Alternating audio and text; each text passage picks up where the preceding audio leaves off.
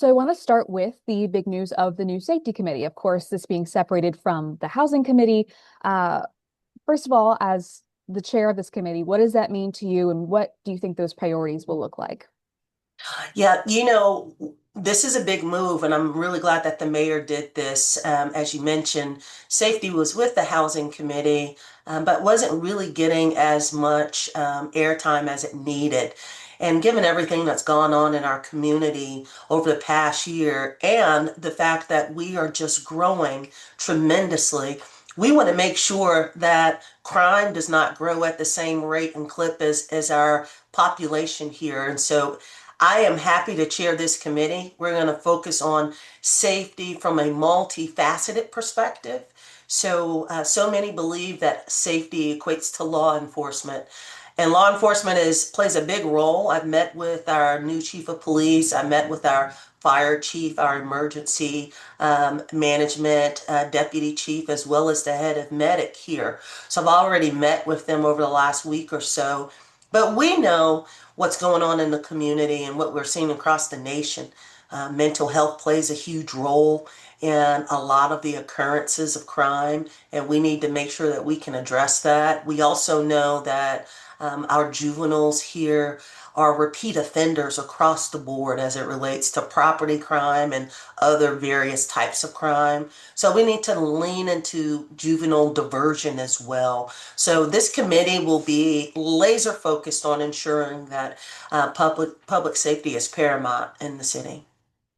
I'm really glad you brought up kids, in particular teens. That was actually my next question. Over the weekend, we had a double homicide involving teenagers, um, which is so sad to hear about in general. But how do you go about preventing youth crime? What do those conversations look like with the new police chief or within council? Yes, I think the new police chief, based on my conversations with her, she is right on top of it and she understands that this is a pressing issue.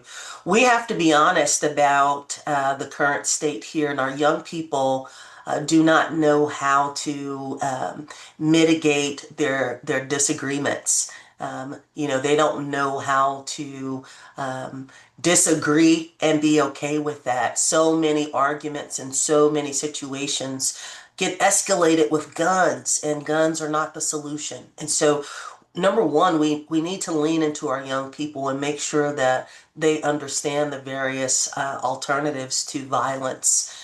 To make sure that they can solve their problems and their disagreements in a peaceful way.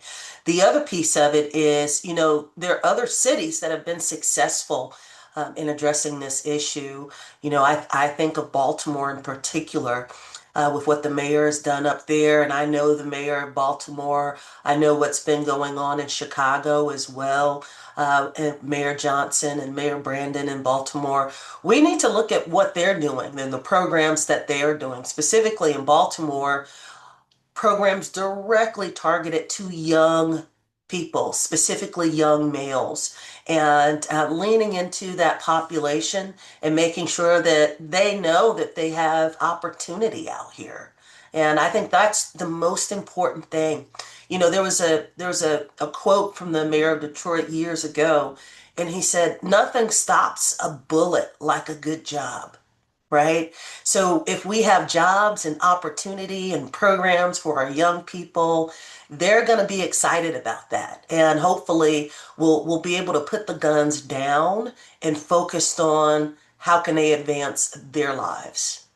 I think that really speaks to how multifaceted the issue of safety and security is. I'm curious when this conversation started about separating this committee and making it its own thing. I know the second stabbing on the light rail was an instance that got a lot of public attention, but was this already a conversation prior to that? Yes, it was. And, the mayor was deliberating on doing this, and I'm really glad that she did. Because the reality is now every single month we're going to spend a couple hours talking about public safety in the city and talking about how we can help. Yes, our law enforcement officers, our brave officers, but how we can assist some of our partners in the community, like our hospital partners here, to address mental health issues, to talk about how some of our nonprofit organizations can help lean into this and how our faith-based organizations can help us, in particular with our young people. So there will be a direct focus on public safety in a way that it hasn't been, at least, through a committee and through a lot of work that multiple council members will be focused on. And the other aspect of it, if you look at the city's budget, the lion's share of our budget goes towards public safety. Yes, we invest in a variety of different things to enhance the city, but the vast majority of the budget is for public safety. So we need to speak to it. We need to shine a light upon it and focus on it in that way. 60% of the budget is for public safety. It's like you know exactly what I'm going to ask about next and start bringing it up first. On that note, I know that you guys are going to have your retreat in Asheville soon. You'll discuss all these these topics, these priorities, what the budget might look like. Of course, public safety already being the biggest piece of it. I know that this might be a tight budget year for any city across the nation. Has that already been a discussion of how are we gonna, increase public safety with a budget that's gonna be a little bit tighter? Yes, and our staff, we have an incredible staff. They're already thinking about that and working through that to prepare for the retreat. So there will be some really robust discussions about that during our strategy retreat. But the first things first, public safety is a top priority for the city, right along with housing, right along with jobs and economic development. And transportation. Public safety is right there. We're clear on that. I hope our residents see that. And then we have to think about how do we invest in public safety through a variety of different ways. I mentioned 60% of the budget is already focused on public safety. But with all of the annexation going on around the city and the population growth, we know that we don't have enough firehouses to address our population growth. The chief, our new chief of police, she's doing a fantastic job of leaning into recruitment, but we know that's an area of focus. We have to attract good officers to come and be a part of our Charlotte Mecklenburg Police Department. So there's a variety of different things that we are going to have to invest in. From an environmental perspective as well, if you think about some areas uptown for Operation Safe Season, we've done a lot of really great things to light up College and to light up other areas, but there's still some dark areas, especially as you leave uptown traveling south towards South End. So we need to make sure that we're investing in lighting and that we're partnering with Duke Energy so that the environment uptown and in other parts of the city really connote the fact that we are a safe city.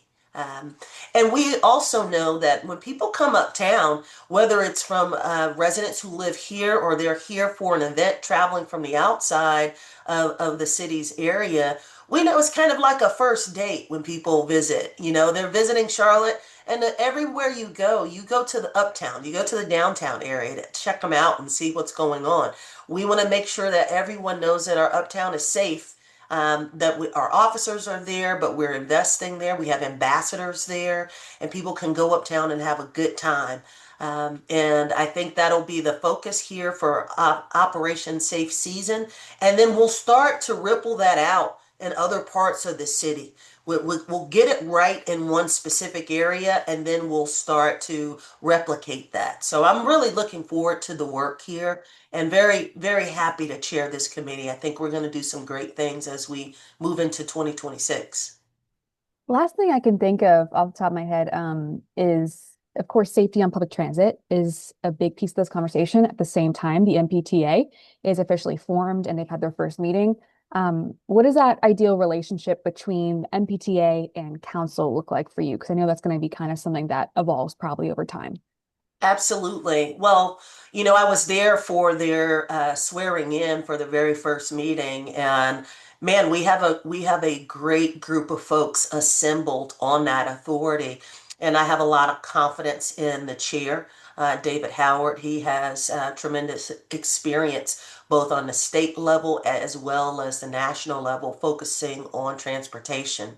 And so I know that they will lean into this work with safety being the first priority as well. There's no reason to build out a public transportation system if no one feels safe enough to ride it, no one feels safe enough to participate in it. And so I know they will be looking at a variety of options as it relates to safety within their own authority.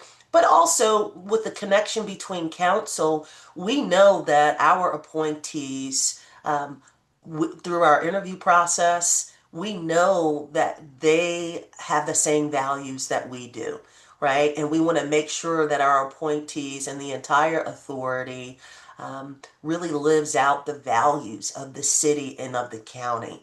You know, we're in lockstep from a city county perspective, and this authority will be executing our values locally through this authority and how they're standing up this multifaceted public transportation network. So I would assume that we are going to work very closely together. As I said, I was present during their meetings. I'm sure they'll come to some of our meetings, and we'll work collectively to make sure that as we're building out this system, that safety is foundational. Whether you're at a light rail or on a bus, or if you're doing microtransit, all aspects, all modes have to be safe, and residents have to feel like they can participate and not have to worry about anything happening to them. Anything I haven't asked about you want people to know? Mm. That's always the hard question. I think you did a good job. Yeah. Thank you. Thank you very much. Well, this will air sometime during our Dayside newscast as well as on our stream. So if you miss it, let me know and I can send you a clip. Okay. And I hope you have a Merry Christmas and a Happy Holidays. I'll see you Yes. after the break, I'm sure. Yes. Merry Christmas. Happy holidays to you too. Yep. Couple days of break. I'm looking forward to it. Then we got to get back to work. So, Right back yes, to it. Oh, that's how it goes. But looking forward to some days of rest. So hope you get to enjoy. absolutely. You have a wonderful holiday. Merry Christmas. You too. See you later. Bye. Bye.